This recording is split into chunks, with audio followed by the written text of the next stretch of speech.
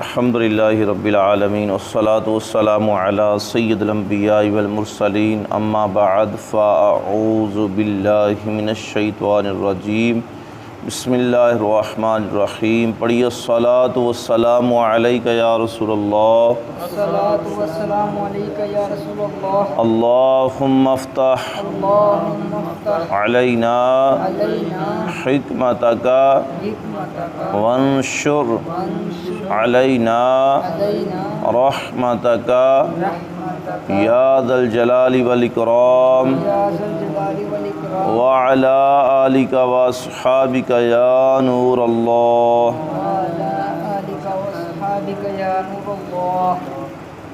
جی مدنی قاعدہ سبق نمبر 22 نماز کے بارے میں ہم پڑھ رہے ہیں۔ آج ہم دعائے قنوت پڑھیں گے۔ پڑھیے بسم اللہ الرحمن الرحیم بسم اللہ الرحمن الرحیم اللہم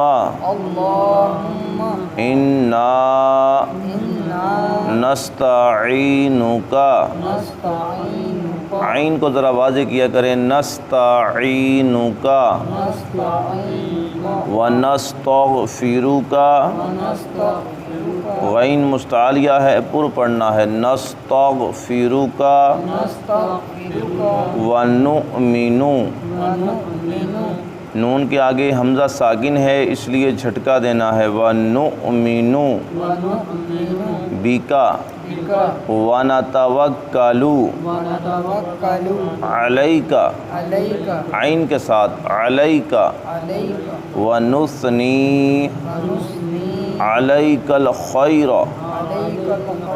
ونشکرک ولا نکفرک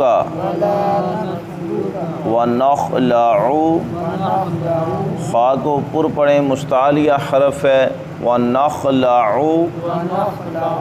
ونترک من یفجرک، وقف کرنا ہے تو یفجرک نہیں کرنا وقف، تو یفجرک پڑھ کے آگے چلیں۔ آگے پڑھیے اللہم ایاک نعبد، عین کو ذرا واضح کریں، نعبد ولک نصلی ونسجد والیک نسعی ونحفد ونرجو رحمتک ونخشی عذابک ان عذابک بالکفار ملحق۔ لیں جی آپ کا قاعدہ مکمل ہوا۔ دعائے قنوت وطروں میں پڑھی جاتی ہے، وطروں کی تیسری رکعت میں فاتحہ اور سورت کے بعد ملانے کے بعد تکبیر کہی جائے گی، تکبیر قنوت اللہ اکبر، اس کے بعد دعائے قنوت پڑھتے ہیں، یہ جو ابھی ہم نے پڑھی ہے۔ اگر یہ کسی کو نہیں آتی یاد کرنے کی کوشش کرنی چاہیے، کیونکہ اس کے پڑھنے کی بہت زیادہ فضیلت ہے۔ اگر کسی کو نہیں آتی تو وہ اس کی جگہ 3 بار کہہ لے، رب اغفر لی رب اغفر لی رب اغفر لی، اور رکوع میں چلا جائے، بقیہ نماز پوری کر لے، تب بھی اس کے وطر ہو جائیں گے۔ لیکن یہ جو ابھی ہم نے دعا پڑھی ہے دعائے قنوت، اس کی فضیلت بہت زیادہ ہے، اس کو یاد کرنا چاہیے۔ دعا ہے اللہ تعالی ہمیں صحیح نماز پڑھنے کی توفیق عطا فرمائے۔ وما علینا الا البلاغ المبین۔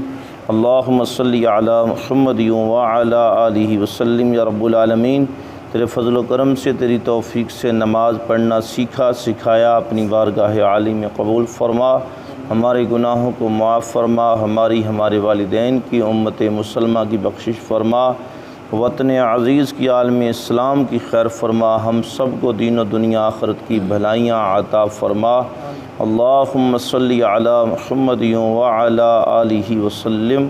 لا الہ الا اللہ محمد رسول اللہ صلی اللہ علیہ وسلم۔